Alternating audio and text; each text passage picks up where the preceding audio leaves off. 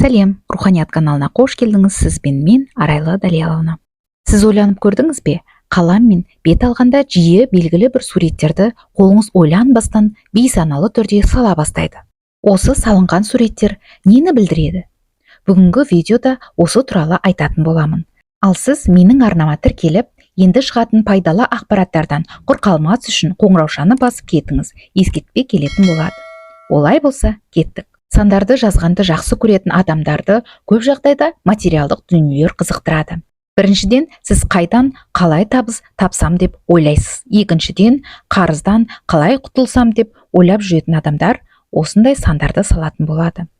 Күн немесе жарықшалар мен қойын дәптеріңізді сәндесеңіз, ол сіздің көңілді адам екендігіңізді көрсетпейді. Керісінше, сізге жылу, қарым-қатынастың жетіспеушілігін көрсетеді.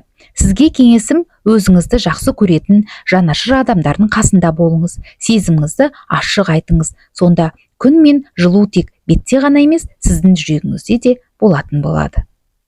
Шаршы, тік бұрыш, ромб салсаңыз, нақты мақсаты бар, өз ойын ашық айта алатын, логикалық ойлау дамыған, басшы қызметін атқара алатын адамдар салады. Тік сызықтар тиянақты, алдын ала жоспарлап жүретіндігін көрсетеді. Алайда бұрыштар тым үшкір болса, ол агрессивтілікті де байқатады. Және сіз барлық нәрсеге қатты мән бересіз, өзіңізге демалуға еркіндік бермейсіз. Егер сіз крестик салсаңыз, сізде кінә сезімі басым. Сізге үнемі айналаңыз айыптап тұратын сияқты көрінеді. Кеңесім, өзіңізге талдау жасап, ол сезімнен шығуды қолға алыңыз. Крестикке ұқсас озорлар да болуы мүмкін. Суретіңізге мұқият қарап, талдап көріңіз. Спираль, толқын сияқты сызбаларды сызатын адамдар айналасында ешқандай жұмысы жоқ адамдар. Сәйкесінше, сіздің де жұмысыңызға басқа біреулердің араласқанын ұнатпайсыз. Бәлкім, дәл қазір сізде кризис болып жатқан шығар. Онда сіз ашық қалған тоқ сияқтысыз. Абайсызда біреуді ренжітіп алуыңыз мүмкін. Жұлдыз салатын адам оптимист. Мұндай адам бір проблемаға ұшыраса, тездетіп шешуге тырысады. Сондай-ақ олар ел ортасында көзге түскенді ұнатады. Қолы босай кетсе, жапырағы жоқ, жіңішке ағаштар сала кететін адамдар өздерінен өзі көңілдері қалып, немен айналысатын білмей жүр деген сөз. Ал керісінше қалың діңгекті ағаш салатын адамдар көңілді, сенімді, дәл қазір ештеңеге мазасызданбай уайымдамай жүр деген сөз. Егер сіз жүрек сала берсеңіз, онда дәл қазір жүрегіңізде сезімдер толы деген сөз.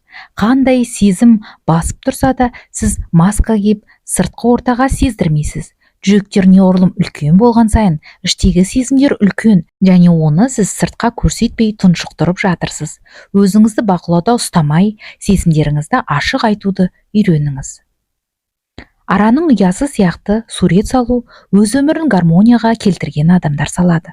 Ал кейде отбасын құруға ниеттеніп жүрген адамдар да салып жатады. Кейде оны өзіне де мойындамай жатуы әбден мүмкін.